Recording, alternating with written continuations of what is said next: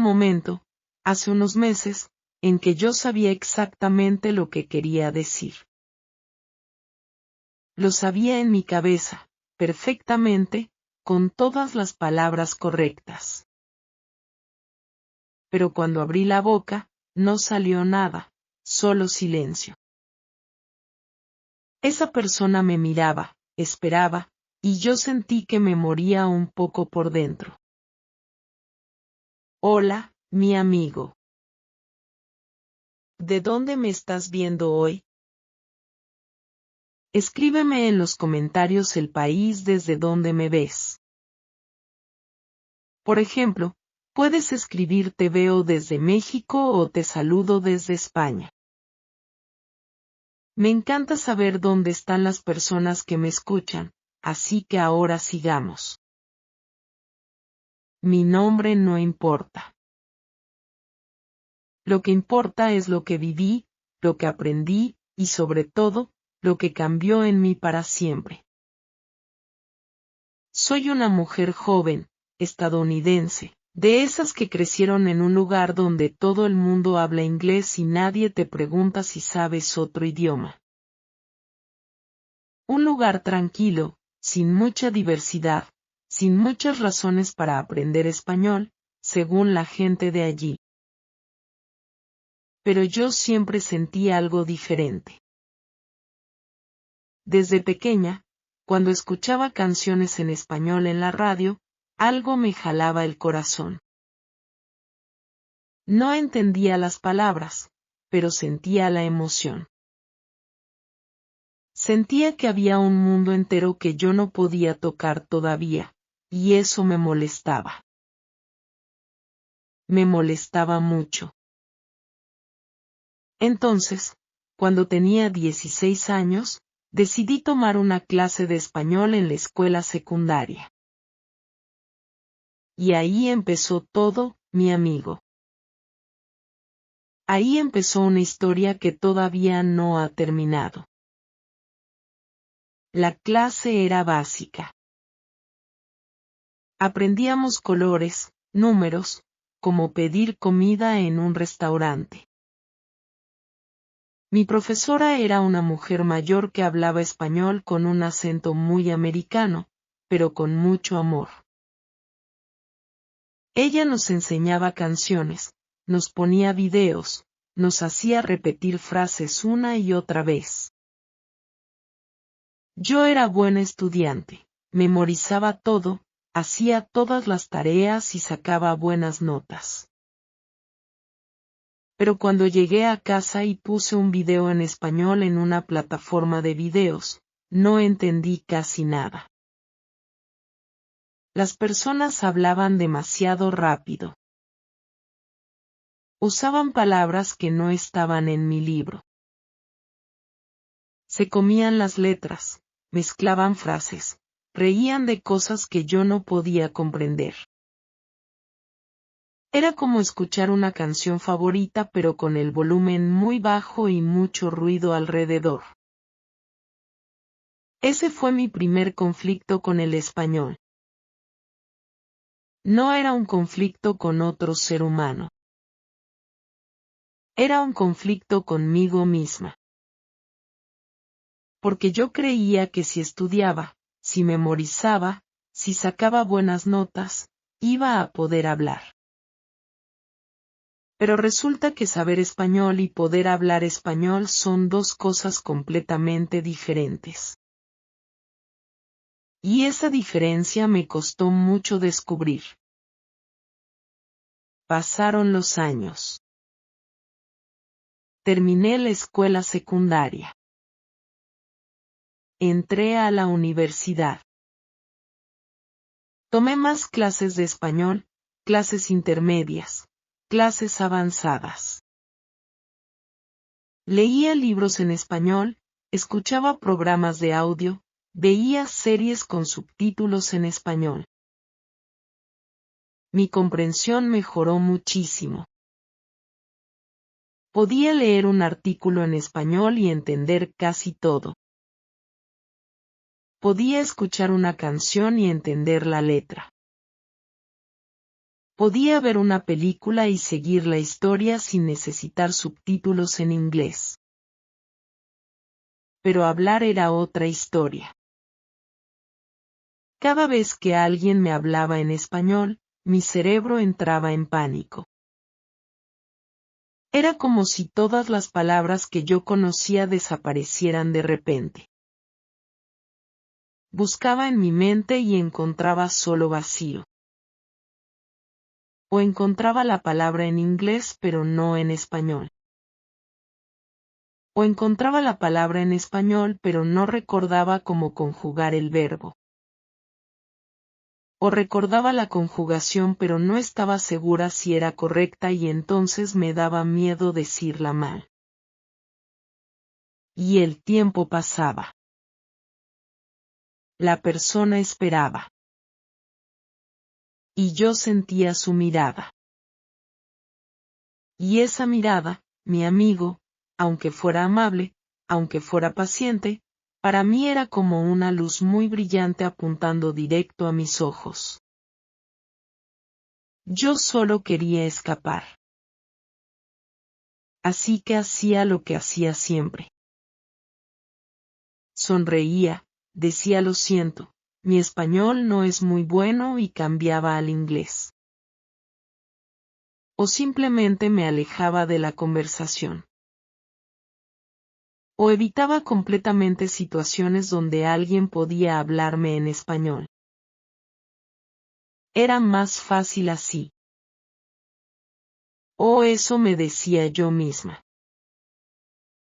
En la universidad había una chica, una compañera de clases, que también estudiaba español. Ella se llamaba, bueno, no importa. Era de una familia donde se hablaba español en casa, pero ella no lo usaba mucho porque creció hablando inglés con sus amigos. Su español era imperfecto, mezclado, con mucho inglés dentro. Pero ella hablaba. Hablaba sin miedo. Cometía errores y se reía de ellos. Decía cosas mal y seguía adelante como si nada. Yo la miraba con envidia. Una envidia que me avergonzaba sentir porque era una envidia mezquina, pequeña, fea. Yo, que estudiaba más que ella, que conocía más gramática y que podía explicar la diferencia entre el pretérito perfecto compuesto y el pretérito indefinido, no podía hablar con la misma fluidez que ella. Un día, en clase, el profesor nos puso en parejas para practicar una conversación. Mi pareja era ella. Y empezamos a hablar, en español, sobre nuestras familias. Ella hablaba rápido, con errores, mezclando palabras en inglés cuando no recordaba la palabra en español, pero hablaba. Yo hablaba despacio, buscando cada palabra, construyendo cada frase con cuidado antes de decirla, como si estuviera construyendo una casa y tuviera miedo de que se cayera si ponía mal un ladrillo. Y ella me dijo, de repente, con una sonrisa, ¿por qué hablas tan despacio? ¿Estás bien? Esa pregunta me dolió más de lo que debería. Porque la respuesta honesta era, no, no estoy bien. Tengo miedo de cometer un error, de que me juzgues, de sonar ridícula y de que todo el esfuerzo que he puesto en aprender este idioma se vea reducido a nada en el momento en que abro la boca y digo algo mal. Pero no dije eso. Dije estoy pensando. Y ella asintió y seguimos la conversación. Después de esa clase, caminé sola por el campus durante 1 hora.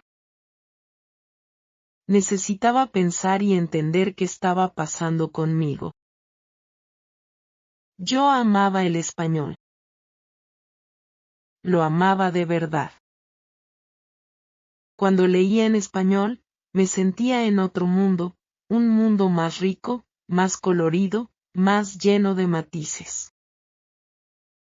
Cuando escuchaba música en español, sentía cosas que la música en inglés no me hacía sentir de la misma manera.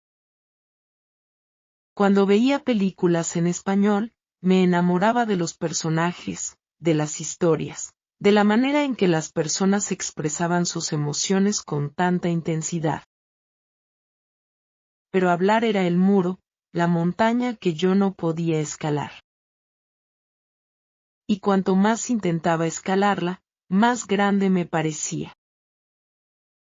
Fue en ese tiempo que empecé a preguntarme algo que nunca me había preguntado antes.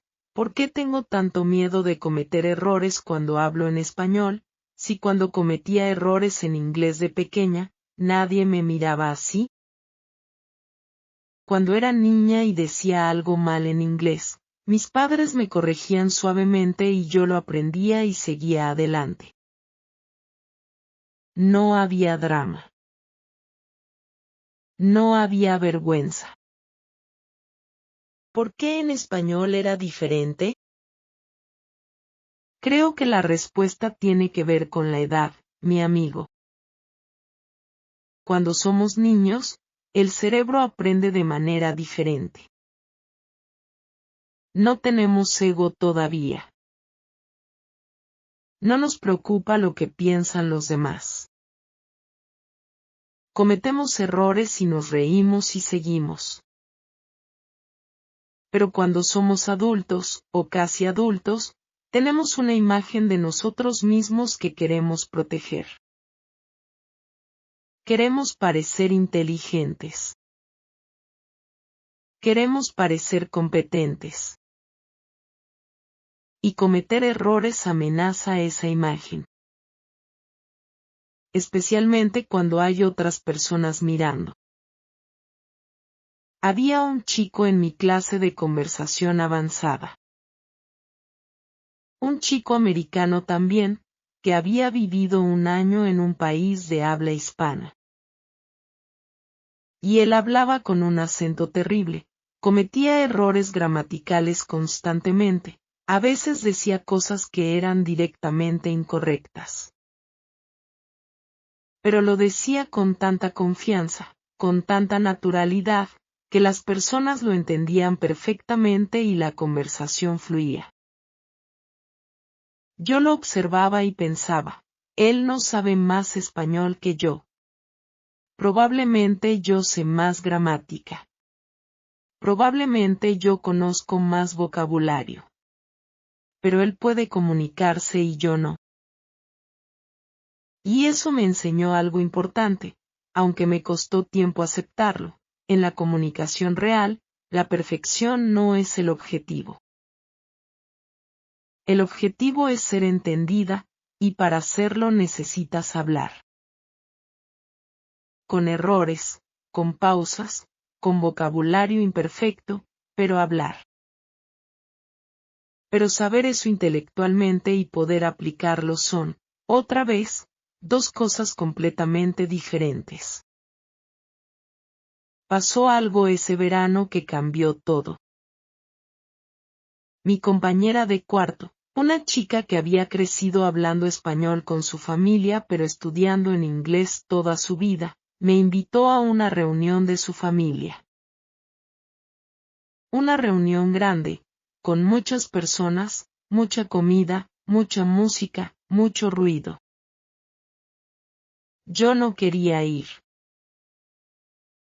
Le dije que estaba cansada. Que tenía trabajo. Que quizás otro día. Ella me insistió. Me dijo que iba a ser divertido, que su familia era muy amable, que no necesitaba preocuparme por nada. Fui, y fue exactamente lo que yo había temido y exactamente lo que yo había necesitado, al mismo tiempo. Las personas hablaban muy rápido. Se interrumpían unas a otras.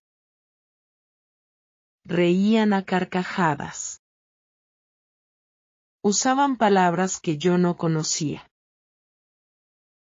Cambiaban entre español e inglés a una velocidad que me mareaba. Y todo el mundo quería hablar conmigo. Querían saber quién era yo, de dónde venía, por qué estudiaba español, si tenía novio, si me gustaba la comida que habían preparado. Y yo intenté responder en español. Salieron frases cortas, incompletas, con errores.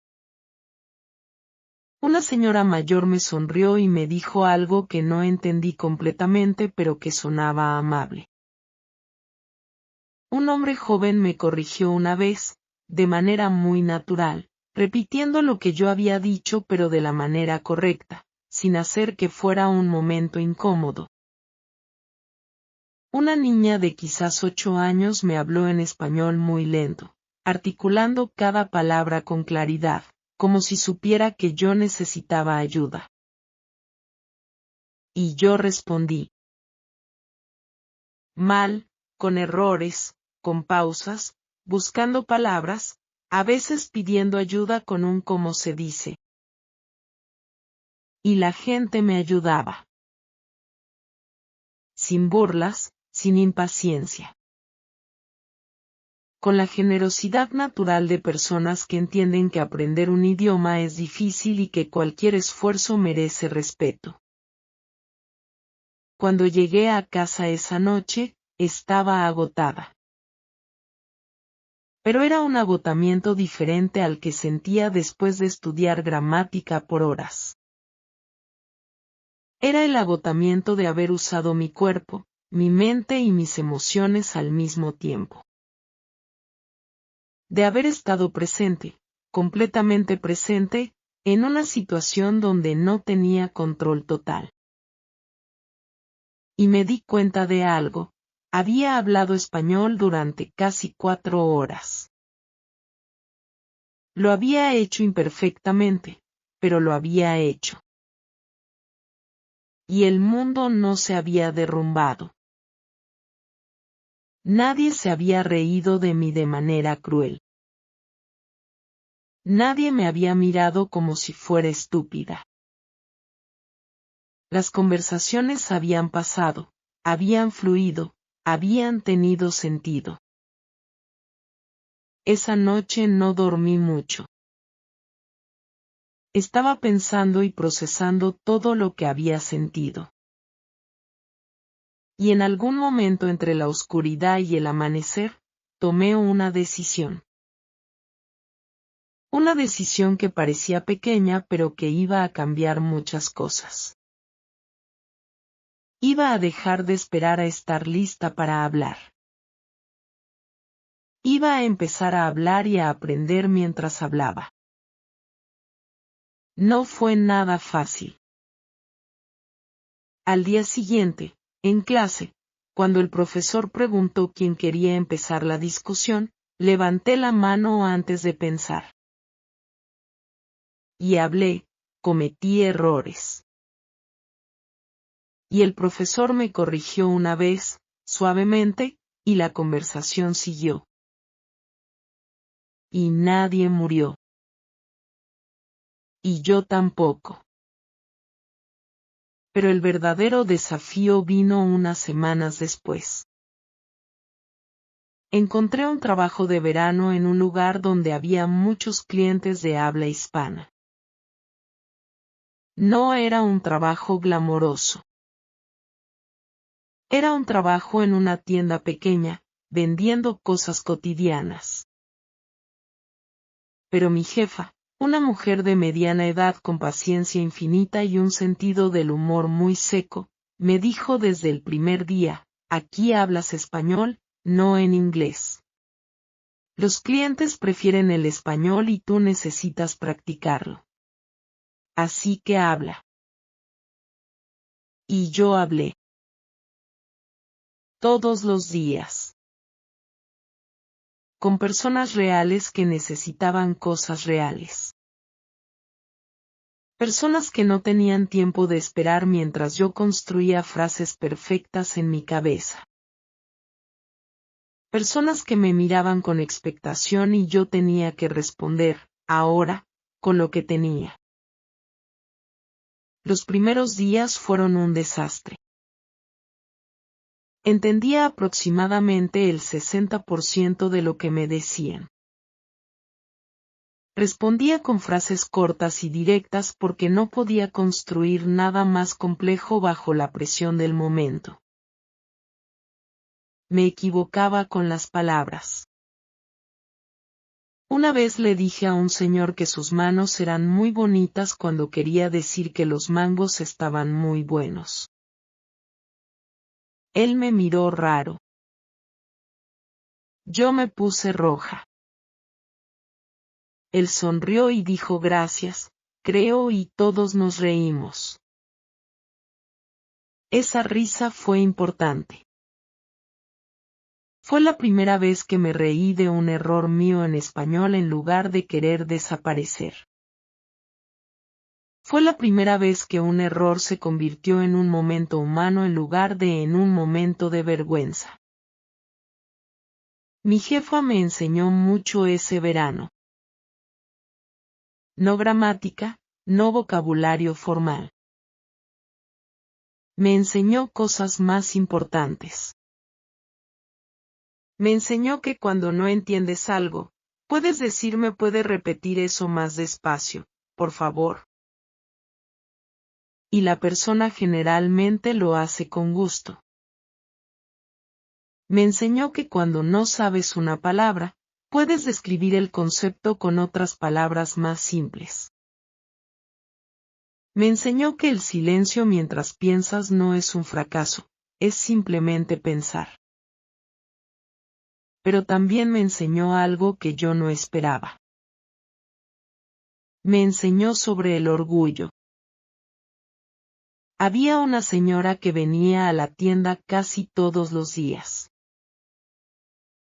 Una señora mayor, muy elegante, que hablaba un español muy formal, muy cuidado, muy diferente al español rápido y mezclado que yo escuchaba de la mayoría de los clientes.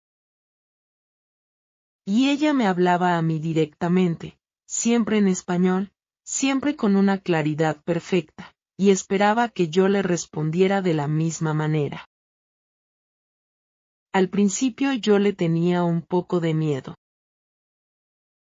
Su español era tan correcto, tan preciso, que yo sentía que cada error mío era más obvio en comparación. Un día me preguntó de dónde era yo, por qué hablaba español, cuánto tiempo llevaba estudiando. Le respondí lo mejor que pude. Y ella me dijo algo que no olvidaré. Me dijo, hablas bien. Tienes miedo, pero hablas bien. El miedo pasa. Quédate con las palabras. Quédate con las palabras. Esa frase me acompañó mucho tiempo. El verano terminó.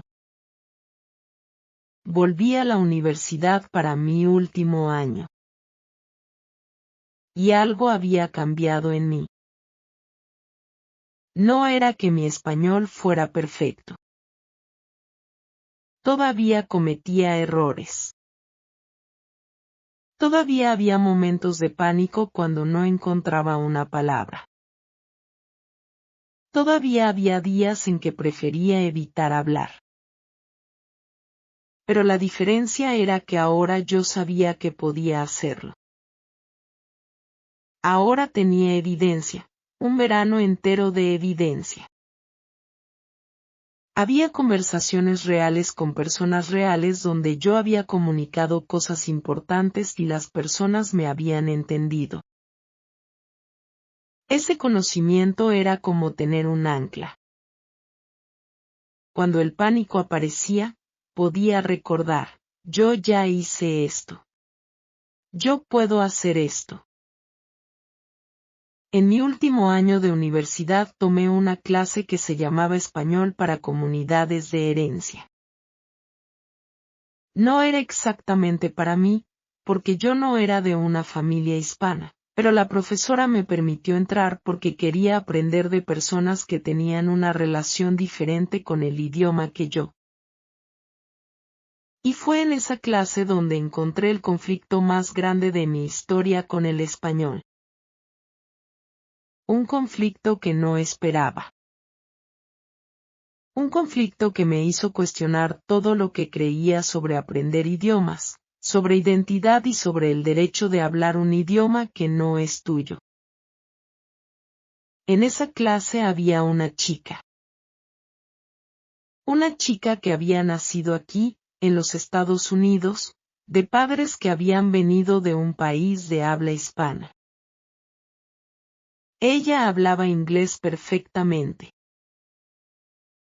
Su español era limitado porque sus padres habían querido que ella se integrara, que no tuviera acento, que no se sintiera diferente en la escuela. Así que el español quedó guardado en casa, en conversaciones con los abuelos, en canciones de la infancia. Ella estaba en esa clase para recuperar algo que sentía que le pertenecía. Para conectarse con una parte de su identidad que había quedado dormida. Y su relación con el idioma era profunda, emocional, cargada de historia familiar y de una nostalgia por algo que nunca tuvo completamente. Un día, en clase, estábamos hablando sobre la experiencia de aprender o reaprender español. Y yo hablé sobre mi proceso, sobre el miedo, sobre los errores, sobre el verano en la tienda. Y ella me escuchó y después dijo algo que yo no esperaba. Dijo que a veces le molestaba que personas como yo, personas sin conexión cultural con el español, aprendieran el idioma por razones que ella llamó superficiales. Dijo que el español no era simplemente un idioma bonito para coleccionar como pasatiempo. Que era la lengua de una historia, de una cultura, de personas que habían luchado para mantenerla viva. Que cuando alguien lo aprendía como proyecto personal de superación, sin entender el peso que llevaba, eso podía sentirse como una falta de respeto. El salón quedó en silencio. La profesora nos miró a las dos. Yo sentí muchas cosas al mismo tiempo. Primero sentí dolor, porque yo amaba el español con sinceridad, lo amaba profundamente, y escuchar que ese amor podía ser cuestionado me dolió. Segundo, sentí confusión, porque yo no entendía completamente que había hecho mal. Tercero, y esto fue lo más difícil, comencé a preguntarme si ella tenía razón. ¿Tenía derecho yo a aprender español? ¿Tenía derecho a hablarlo, a amarlo, a hacerlo parte de mi vida, si no venía de una familia que lo hubiera preservado con sacrificio? ¿Era mi amor por el idioma una forma de apropiación, de tomar algo que no me pertenecía? Esas preguntas me persiguieron durante días. No podía dormir bien. No podía concentrarme en mis clases. Cada vez que intentaba practicar español, escuchaba la voz de ella en mi mente y me detenía.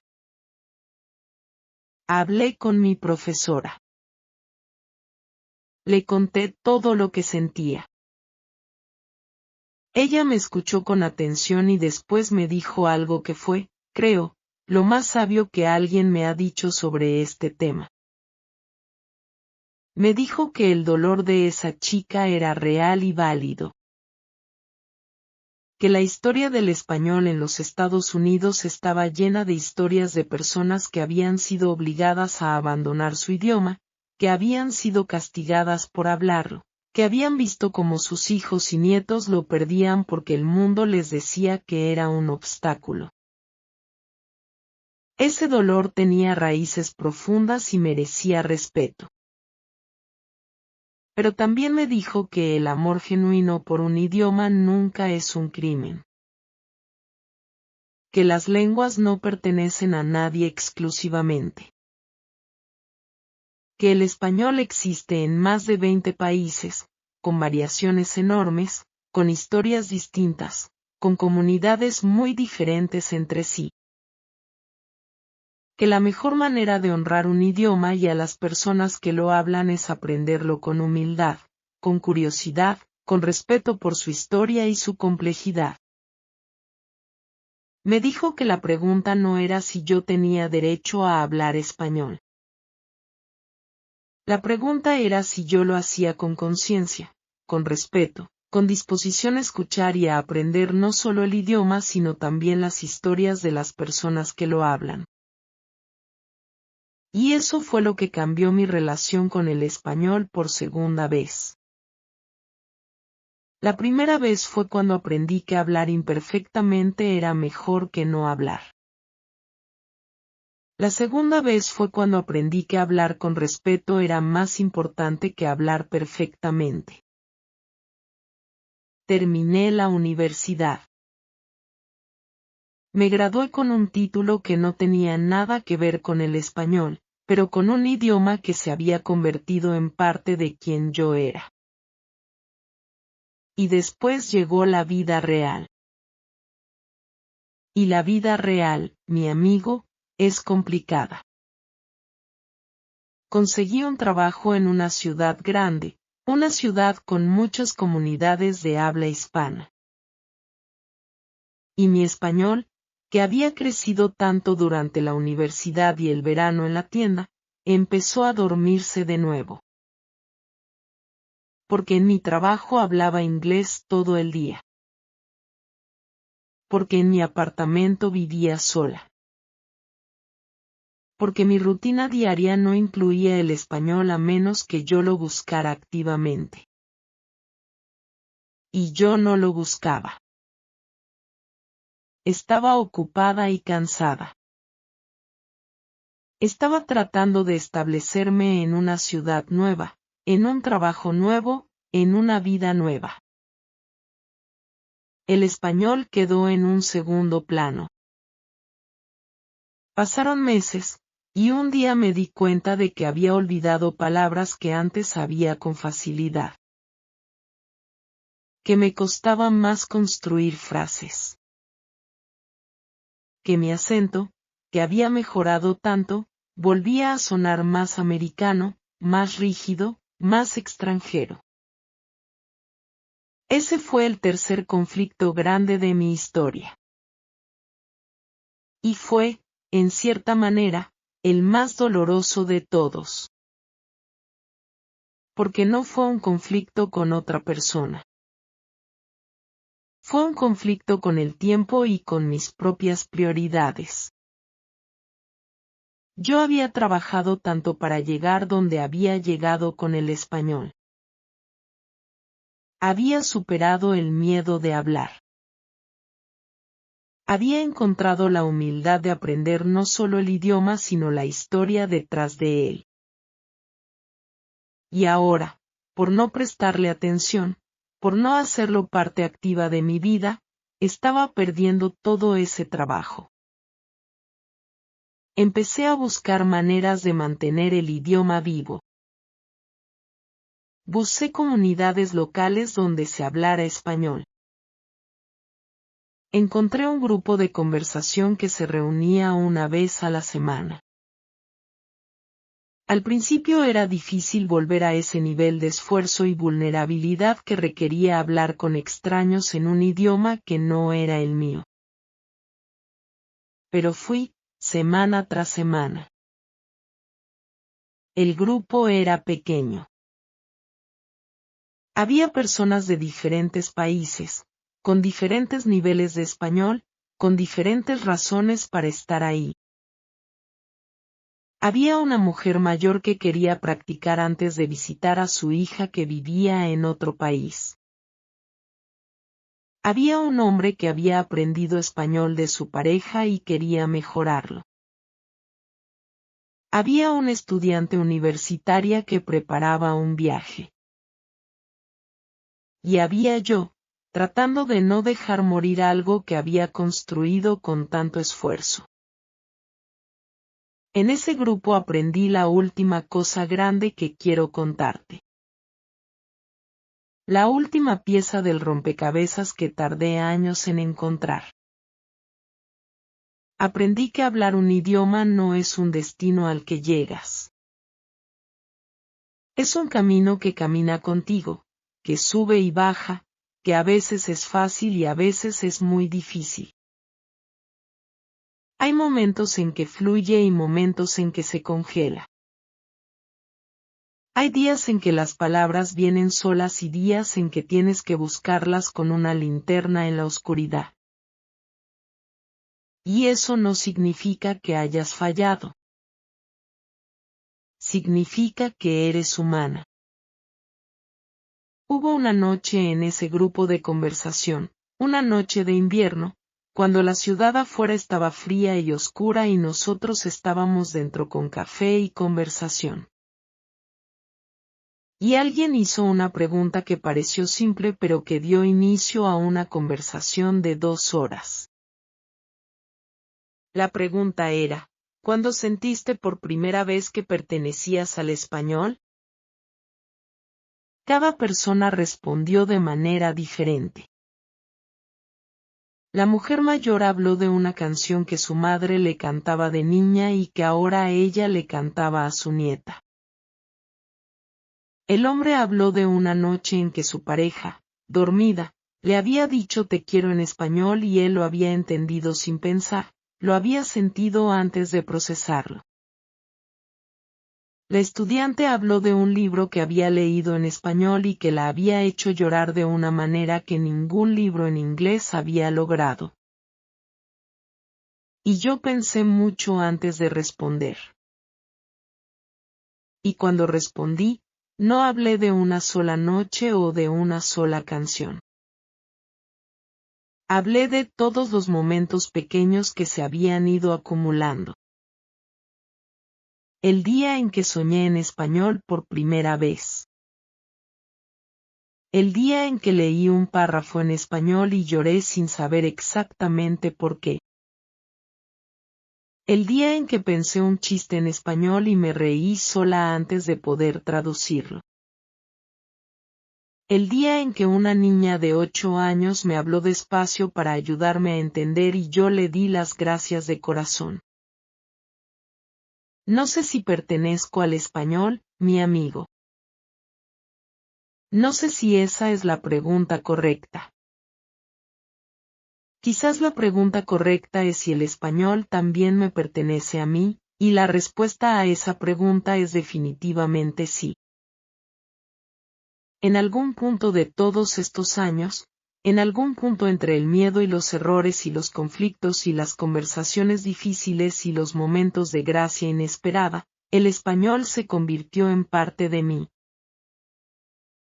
No de la misma manera que es parte de alguien que creció hablándolo. No de la misma manera que es parte de alguien que lo usa para llamar a su madre o para rezar o para pelear con su hermano. Es parte de mí de una manera que solo puede existir cuando alguien decide aprender algo que no tenía que aprender, cuando alguien decide abrir una puerta hacia un mundo que no le pertenecía por defecto y lo convierte en hogar de todas maneras. Y ahora quiero hablar contigo directamente, mi amigo. Contigo que me estás escuchando. Contigo que quizás reconoces algo de lo que cuento porque tú también lo has vivido o lo estás viviendo ahora. Tal vez tú entiendes el español cuando lo lees. Tal vez escuchas una conversación y captas el 80%. Tal vez ves películas en español sin subtítulos y las sigues perfectamente. Pero cuando alguien te habla y espera tu respuesta, algo se cierra dentro de ti. Algo se aprieta. Y las palabras que sabías de memoria un segundo antes desaparecen como agua entre los dedos. Quiero decirte algo que ojalá alguien me hubiera dicho a mí mucho antes. Algo que yo tuve que aprender de la manera difícil, a través de años de miedo y errores y conversaciones incómodas y momentos de vergüenza y también de alegría y de conexión genuina. El español no te va a juzgar. Las palabras no tienen orgullo. La gramática no se ofende cuando la usas mal.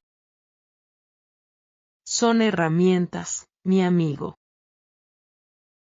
Herramientas para conectarte con personas, con historias, con ideas, con partes de ti mismo que quizás no sabías que existían. Las personas que te rodean cuando hablas, en la mayoría de los casos, tampoco te van a juzgar. Sí, hay momentos incómodos. Sí, a veces dices algo mal y la otra persona pone una cara rara. Sí, a veces la conversación no fluye y hay silencios incómodos.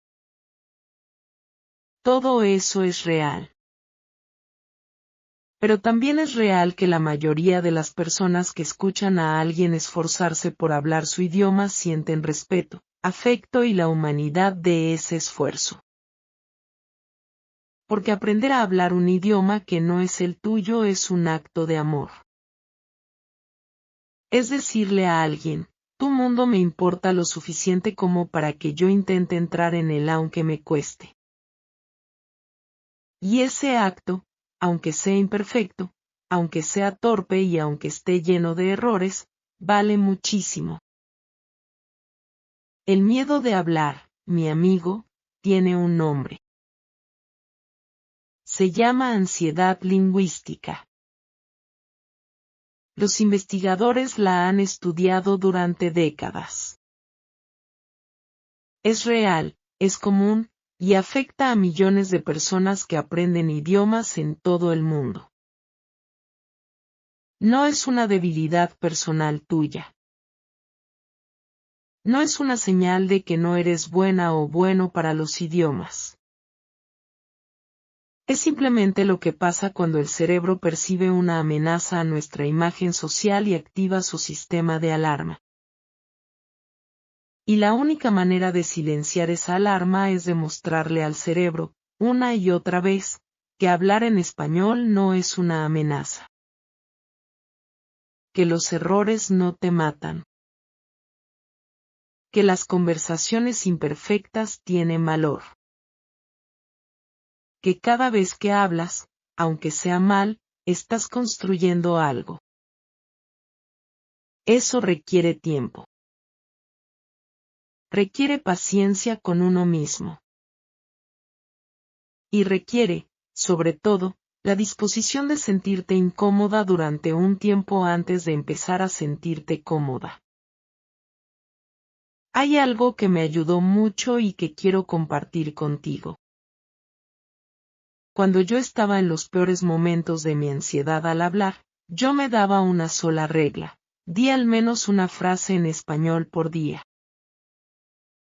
No una conversación perfecta. No un monólogo elegante. Solo una frase. Una pregunta, una respuesta, un comentario, aunque fuera pequeño. Buenos días. ¿Cuánto cuesta esto? Me gusta mucho esta canción.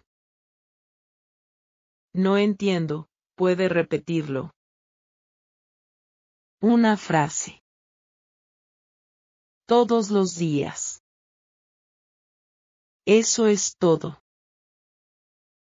Porque una frase por día es 365 frases por año. Y 365 frases por año son conversaciones. Y las conversaciones son conexiones. Y las conexiones son lo único que importa al final.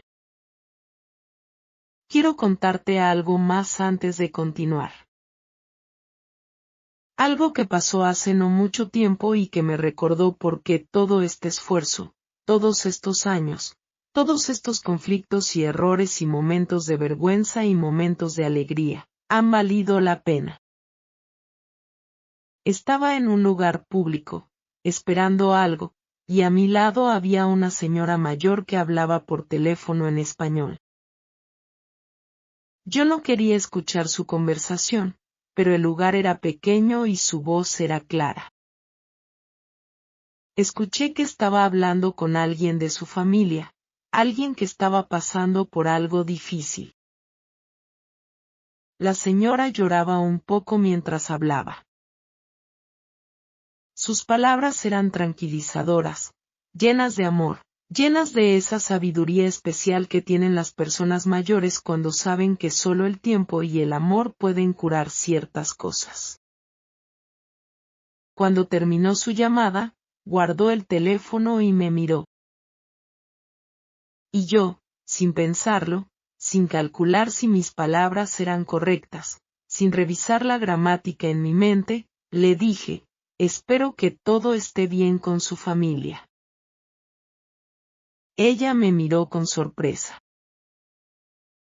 Y después sonrió. Y me dijo, gracias, hija. Todo va a estar bien. Y eso fue todo. Una conversación de 2 frases.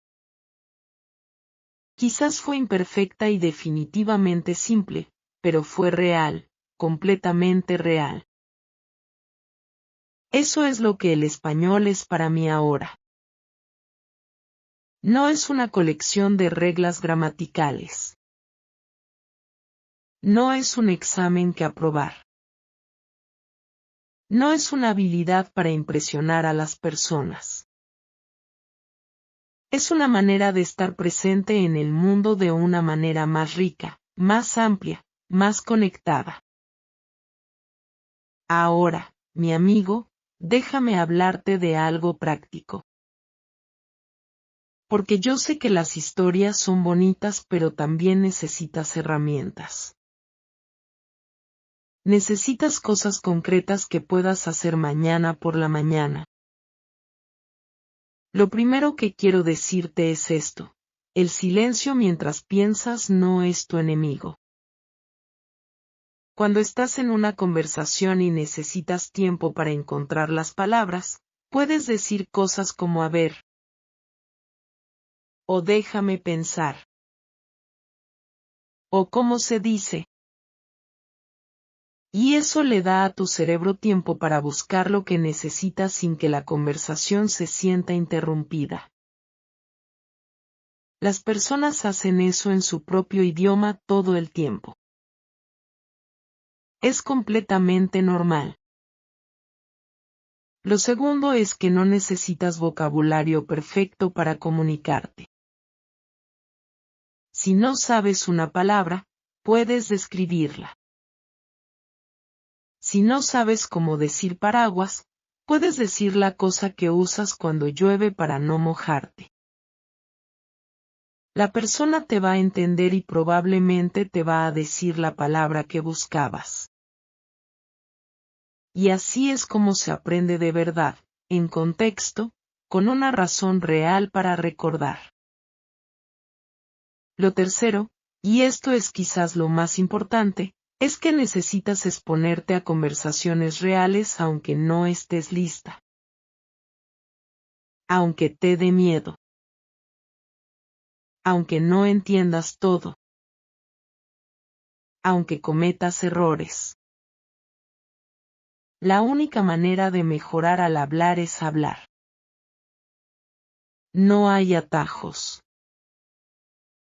No hay aplicación que reemplace la conversación real con personas reales. Puedes escuchar programas de audio, puedes ver películas, puedes estudiar gramática, y todo eso ayuda. Pero el hablar solo se aprende hablando.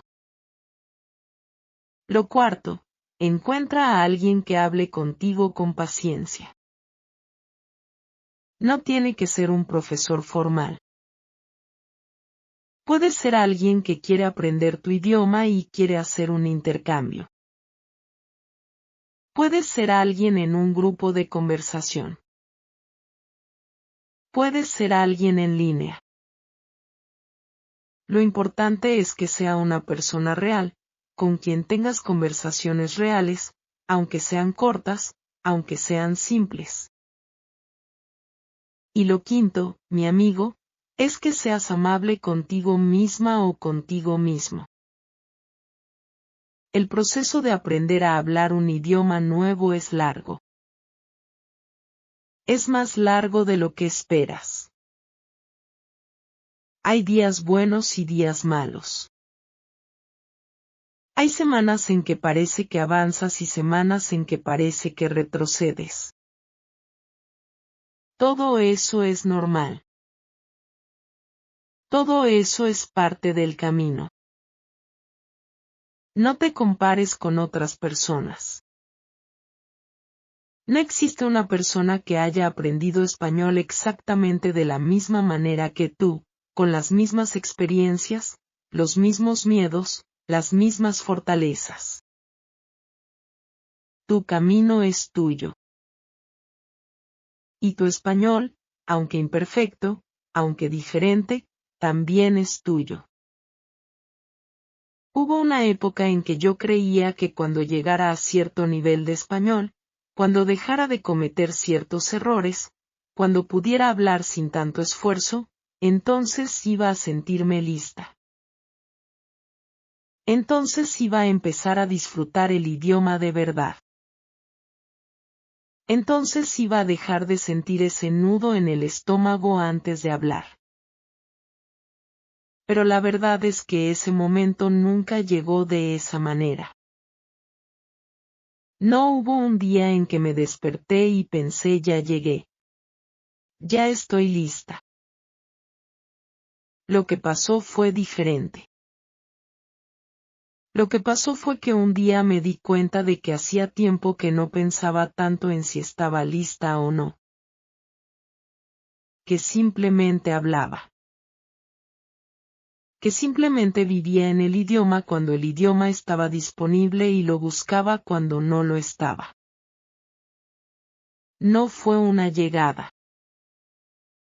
Fue una transformación tan lenta que casi no la noté mientras pasaba.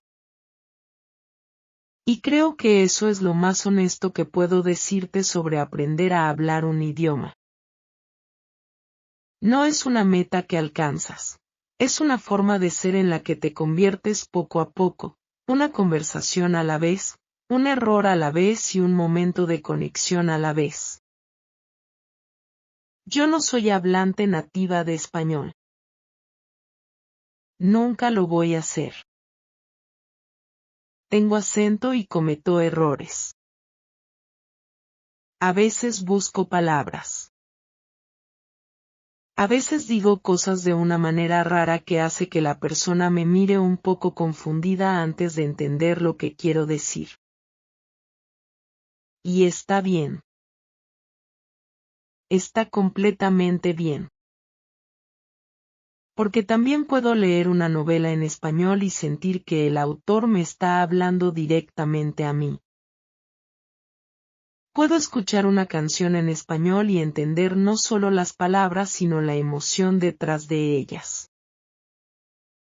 Puedo tener conversaciones profundas, conversaciones reales, sobre temas que me importan, con personas que me importan.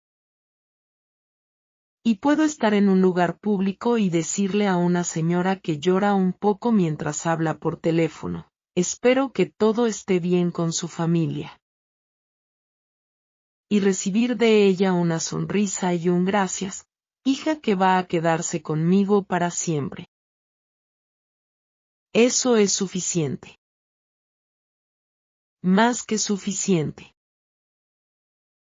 Mi amigo, si estás en ese lugar donde entiendes mucho pero sientes que no puedes hablar, quiero que sepas que ese lugar es temporal. No tiene que ser permanente. El muro que ves no es una pared de piedra. Es de papel mojado. Necesita que lo toques para descubrir que no era tan sólido como parecía. El primer paso es el más difícil. El segundo es un poco más fácil. Y el 10º ya empieza a sentirse normal. Y el 100º ya empieza a sentirse natural. No tienes que esperar a estar lista o listo. No tienes que esperar a conocer todas las palabras. No tienes que esperar a que los errores dejen de darte vergüenza, porque eso nunca va a pasar completamente, y si esperas ese momento, vas a esperar para siempre. Lo que tienes que hacer es hablar. Hoy, esta semana, en la próxima oportunidad que tengas. Di una frase. Aunque sea pequeña. Aunque sí imperfecta. Aunque tu corazón lata un poco más rápido de lo que te gustaría. Di esa frase. Y después di otra. Y un día, sin que te des cuenta exactamente de cuándo pasó, vas a mirar hacia atrás y ver el camino que recorriste. Y vas a ver todos los errores y todos los miedos y todos los momentos de vergüenza y de risa y de conexión inesperada. Y vas a entender que todo eso, exactamente todo eso, fue lo que te trajo hasta aquí.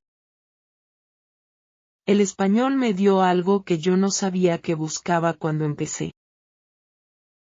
Me dio una manera de ser más de una persona al mismo tiempo. De vivir en más de un mundo. De conectarme con más de una historia. Y eso, mi amigo, no tiene precio. Gracias por acompañarme hasta aquí. Gracias por escuchar. Y recuerda, el camino empieza con la primera palabra que te atrevas a decir en voz alta, aunque te tiemble un poco la voz al hacerlo. Quiero contarte más sobre ese periodo después de la universidad, porque creo que es el periodo que más personas que aprenden español reconocerán. Es el periodo que nadie te menciona cuando estás tomando clases. El periodo que ningún libro de texto te prepara para vivir. Cuando estás en la escuela o en la universidad, el español tiene una estructura. Tienes clases, horarios y exámenes que te obligan a repasar. Tienes compañeros con quienes practicar aunque sea por obligación. Tienes profesores que te dan materiales, que te corrigen, que te guían. Cuando terminas esa etapa, todo eso desaparece de un golpe. Y te quedas tú, sola o solo, con tu español en la cabeza, sin una estructura que lo sostenga. Y si no construyes esa estructura tú misma, si no decides activamente que el español va a tener un lugar en tu vida diaria, el idioma empieza a dormir. Lentamente, sin que lo notes al principio. Yo lo noté cuando intenté leer un artículo en español y me costó más de lo que recordaba.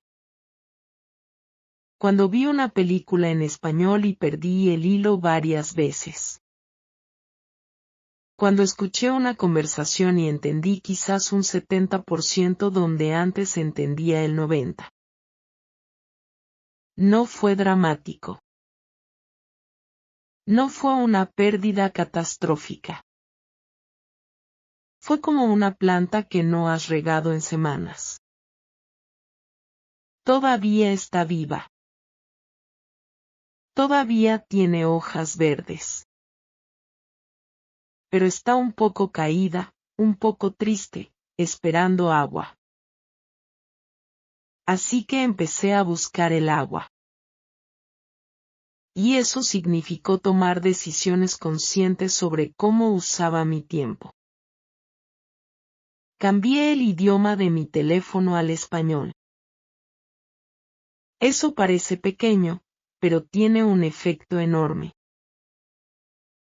De repente, cada vez que miraba una notificación, cada vez que buscaba algo, cada vez que configuraba una alarma, lo hacía en español. Mi cerebro empezó a procesar palabras cotidianas en español constantemente, sin esfuerzo extra, sin tiempo dedicado específicamente a estudiar. Cambié las plataformas donde escuchaba música. Busqué artistas en español que me gustaran de verdad, no solo canciones que sonaran bien, sino artistas cuyas letras me hicieran pensar, cuyas historias me interesaran. Encontré música de muchos países diferentes, con estilos diferentes, con vocabularios diferentes. Y empecé a escuchar esa música mientras hacía cosas cotidianas. Mientras cocinaba, mientras limpiaba y mientras caminaba. El español entró así en mis rutinas diarias sin robarme tiempo que no tenía. Empecé a seguir en redes sociales a personas que publicaban en español. No cuentas de aprendizaje de idiomas ni canales de gramática. Personas reales que hablaban de sus vidas, de sus intereses, de las noticias, del mundo, en español.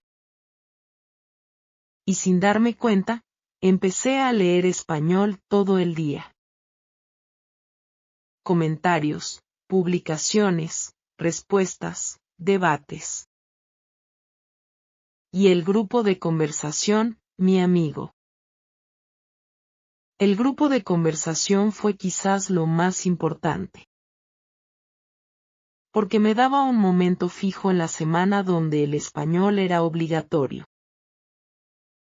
Donde no podía decir hoy no tengo energía para practicar. Donde había personas esperando que yo apareciera y hablara. La responsabilidad social hace cosas que la disciplina personal sola no puede hacer. Cuando sabes que hay personas que te esperan, que van a notar si no llegas y que van a preguntarte la semana siguiente cómo te fue, cumples aunque estés cansada y aunque prefieras quedarte en casa. Y esa consistencia, semana tras semana, mes tras mes, fue lo que le devolvió la vida a mi español. No de golpe. No de una semana a otra. Pero sí de manera constante, de manera acumulativa, de manera que después de 6 meses yo podía ver claramente la diferencia. Hubo algo más que pasó en ese grupo de conversación que quiero contarte. Algo que no esperaba. Había un hombre mayor, jubilado, que había pasado su carrera como ingeniero. Un hombre serio, preciso, que hablaba español con mucho cuidado porque para él cada palabra importaba. Él había aprendido español de adulto mayor, después de los 60 años, porque su esposa era de habla hispana y él quería poder hablar con la familia de ella en su idioma. Su español era limitado. Mucho más limitado que el mío. Pero su determinación era absoluta. Nunca faltaba, nunca llegaba tarde y siempre traía preguntas. Siempre tenía algo que había visto o leído durante la semana y quería hablar al respecto. Y él me enseñó algo fundamental. Me enseñó que nunca eres demasiado viejo para aprender.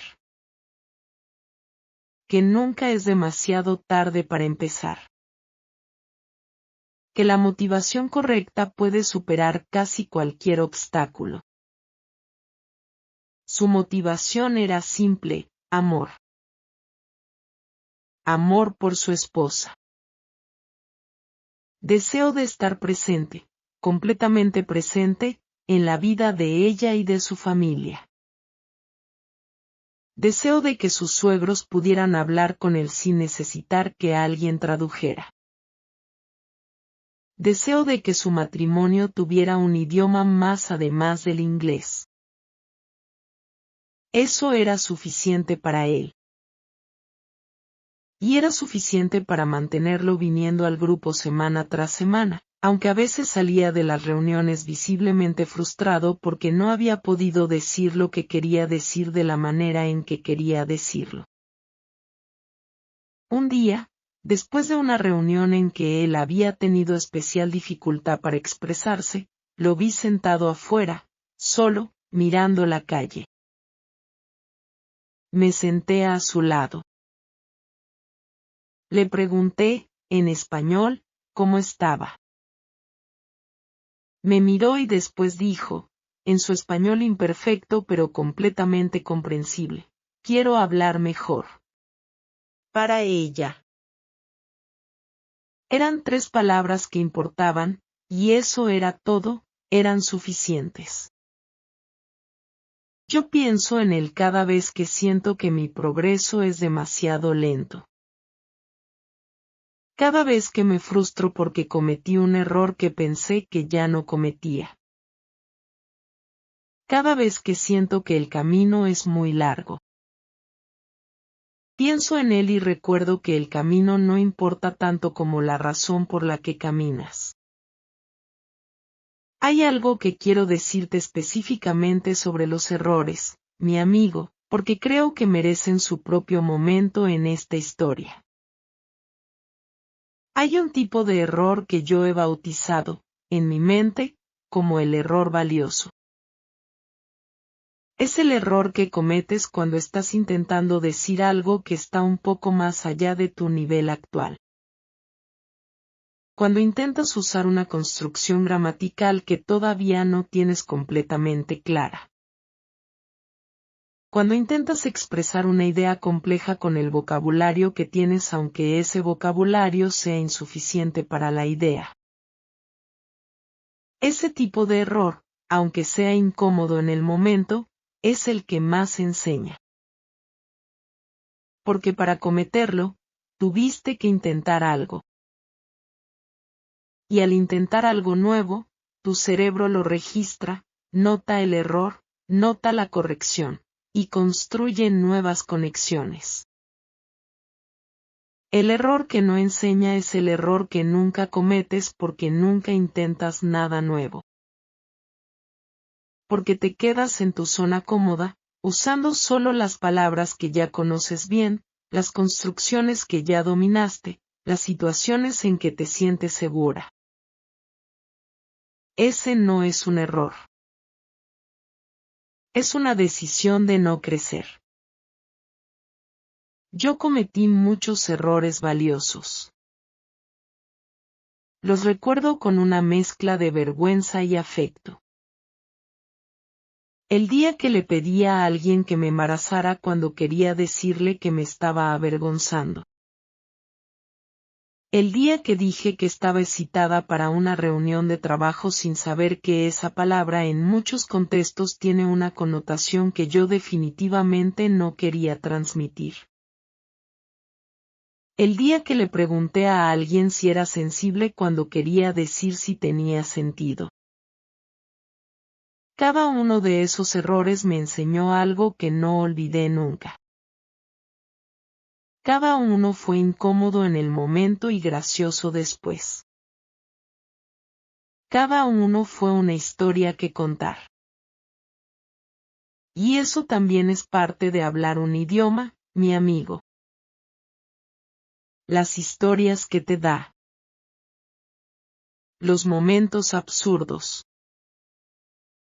Los malentendidos que terminan en risas. Las conexiones inesperadas que nacen de una situación que empezó como incómoda. El español me ha dado historias. Muchas historias, algunas bonitas, algunas incómodas, Algunas que todavía me hacen sonrojar y algunas que cuento en fiestas y hacen reír a todo el mundo. Y cada una de esas historias es evidencia de que yo estuve ahí.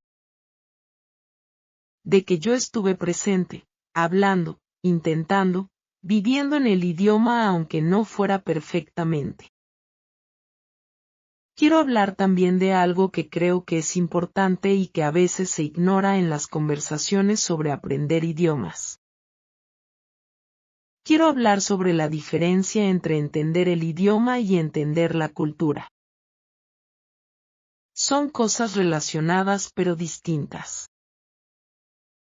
Puedes conocer todas las palabras de una lengua y aún así no entender por qué la gente ríe en ciertos momentos, por qué ciertas frases suenan bien en un contexto y raras en otro, por qué hay palabras que se dicen con cariño entre amigos pero que serían ofensivas en boca de un extraño. Yo aprendí esto de manera gradual y a veces dolorosa. Hay matices en el español que no se aprenden en los libros. Hay cosas que solo se aprenden estando, escuchando, cometiendo errores, y siendo corregidas suavemente por personas que entienden que el aprendizaje toma tiempo. Una vez dije algo que pretendía ser un cumplido y no sonó como uno. No usé palabras ofensivas. La gramática era correcta. Pero el tono era equivocado. El contexto era equivocado. Lo que quería expresar y lo que la persona recibió eran dos cosas completamente distintas. Y eso me enseñó que la comunicación no es solo palabras.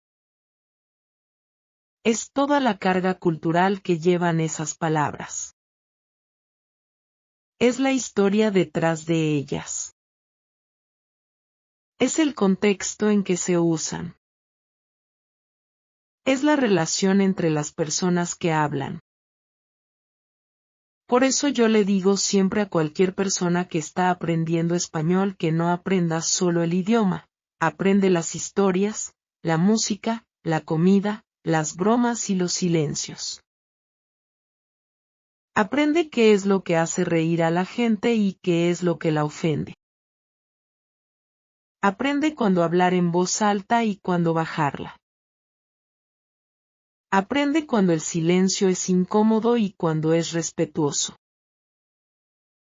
El idioma es el mapa. La cultura es el territorio. Y el mapa sin el territorio es solo papel. Hay algo que me gusta hacer ahora, algo que empecé a hacer hace un par de años y que ha sido una de las mejores decisiones de mi vida relacionadas con el español. Escribo en español, no para nadie más, solo para mí. Escribo sobre mi día, sobre cosas que me hicieron pensar, sobre conversaciones que tuve y sobre libros que leí. A veces son 2 líneas. A veces son 2 páginas. No me importa la longitud. No me importa que esté lleno de errores. Lo que me importa es el proceso de poner mis pensamientos en español, de buscar las palabras para expresar lo que siento, de descubrir qué palabras me faltan todavía y qué palabras ya tengo completamente integradas. Escribir en un idioma es hablar con uno mismo en ese idioma.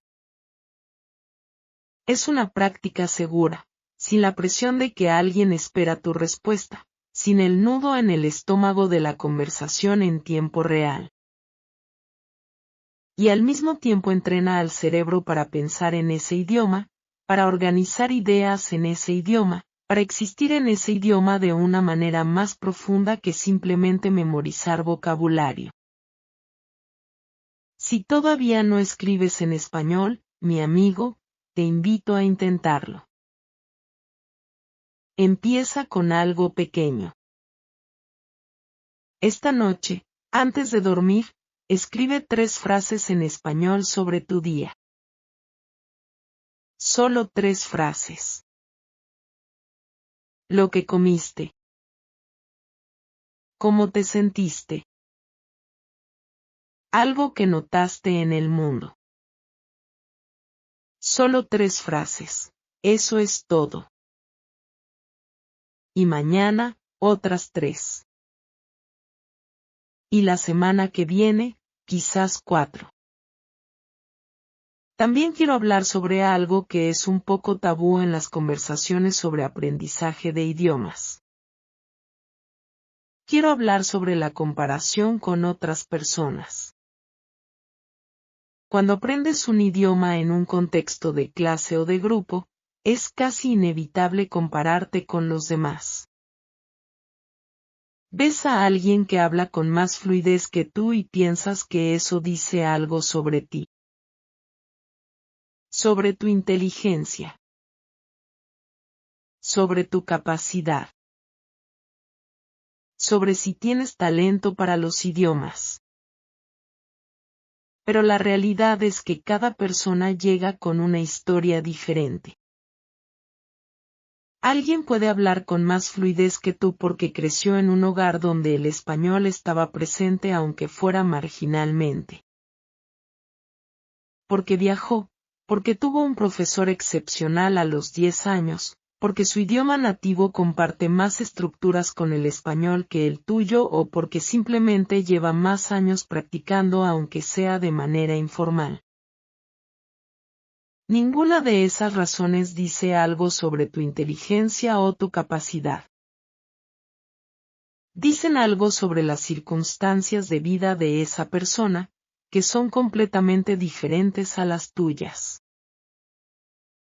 La única comparación válida, la única que te puede dar información útil, es compararte contigo misma o mismo a lo largo del tiempo. ¿Eres mejor que hace 6 meses? ¿Entiendes más que hace un año? Puedes decir cosas que antes no podías decir. Esas son las preguntas que importan. Yo cometí el error de compararme con otras personas durante mucho tiempo. Y ese error me costó energía, me costó motivación, me costó noches de frustración innecesaria. Fue solo cuando dejé de mirar a los lados y empecé a mirar hacia atrás, hacia donde había empezado, que pude ver cuánto había avanzado. Y ver ese avance, mi amigo, es combustible. Es la gasolina que mantiene el motor encendido cuando el camino se pone difícil. Quiero cerrar con algo personal. Algo que no he contado a mucha gente. Hay un momento específico que guardo en mi memoria como uno de los más importantes de toda mi historia con el español. No fue un momento dramático ni el día en que tuve mi mejor conversación o el día en que recibí el mayor cumplido por mi español. Fue un momento muy pequeño, muy privado, que ocurrió cuando estaba sola. Estaba leyendo un libro en español. Un libro de ficción, una novela, que trataba sobre una familia y sus conflictos a lo largo de generaciones. Y llegué a un capítulo donde una madre le dice algo a su hija adulta. Algo sobre el tiempo, sobre el amor, sobre las decisiones que tomamos y las que no tomamos. Y mientras leía esas palabras en español, mientras las letras se convertían en significados sin esfuerzo, sin traducir, sin buscar palabras, algo pasó. Sentí que esas palabras me llegaban directamente, no al cerebro sino al corazón, sin pasar por ningún filtro ni por el proceso de traducir primero y sentir después. Las palabras en español me llegaron con toda su carga emocional, exactamente como una primera lengua, exactamente como el inglés me llega cuando leo algo muy bello o muy verdadero. Me tuve que detener. Tuve que cerrar el libro por un momento. Porque en ese instante comprendí que había cruzado un umbral que no sabía que existía. Que el español ya no era simplemente un idioma que yo estudiaba. Era un idioma en el que yo podía sentir. Y eso, mi amigo, es lo que te deseo. No la perfección gramatical. No el acento perfecto. No el vocabulario más amplio. Te deseo ese momento en que el idioma deja de ser un sistema de reglas y se convierte en una manera de sentir el mundo. Ese momento llega. Llega para todos los que persisten. Llega después de muchos errores y muchas conversaciones difíciles y muchas noches en que piensas que nunca vas a llegar. Llega cuando menos lo esperas, en un momento tranquilo, cuando estás sola o solo con el idioma. Y cuando llegue, vas a entender por qué valió la pena todo lo demás. Gracias por estar aquí, mi amigo. Gracias por dedicar este tiempo a escuchar. Gracias por tener ese amor por el español que te trajo hasta este momento. Ese amor es real, es válido, y es suficiente para llevarte a donde quieres ir. Ahora habla y di algo en español, lo que sea, ahora mismo. Hay una cosa más que quiero decirte, algo que aprendí tarde pero que ojalá hubiera sabido desde el principio. Algo sobre el ritmo. Cada idioma tiene un ritmo diferente. El español tiene un ritmo que es más rápido, más musical, más continuo que el inglés. Las vocales son más claras, las palabras fluyen unas hacia otras. Cuando escuchas a un hablante nativo, especialmente en una conversación informal, el sonido es casi continuo, como agua corriendo. Cuando estás aprendiendo, intentas imitar ese ritmo pero con pausas. Y esas pausas son normales, son necesarias, pero a veces hacen que sientas que tu español no suena real. Que suena demasiado aprendido, demasiado artificial, demasiado diferente al español que escuchas en las películas o en la calle. Lo que descubrí es que el ritmo viene con la automatización. Viene cuando ciertas frases, ciertas estructuras, ciertas palabras se vuelven tan familiares que ya no necesitas pensar en ellas, porque se producen solas. Y cuantas más frases se automatizan, más espacio tienes en tu mente para pensar en las palabras nuevas, en las ideas más complejas. El ritmo mejora solo. Pero para llegar ahí, necesitas repetir. Necesitas usar las mismas frases básicas una y otra vez hasta que salgan sin esfuerzo. ¿Cómo estás? Estoy bien, gracias. ¿Puedes repetir eso? No entiendo. ¿Qué significa? Esas frases simples, usadas 1000 veces, se vuelven automáticas. Y esa automatización es la base sobre la que construyes el resto. Así que no te avergüences de las frases simples. No pienses que porque ya sabes decir buenos días, esa frase ya no te sirve para practicar. Cada frase que dices, aunque sea simple, aunque la hayas dicho 100 veces, es práctica, ritmo y automatización. El español mi amigo, está esperándote. No en un libro, ni en una aplicación, ni en una clase. Está esperándote en la próxima conversación que tengas el valor de iniciar o de aceptar. Está en la próxima vez que alguien te hable en español y tú, en lugar de cambiar al inglés, respiras profundo y dices algo, lo que sea, en español. Yo empecé con miedo.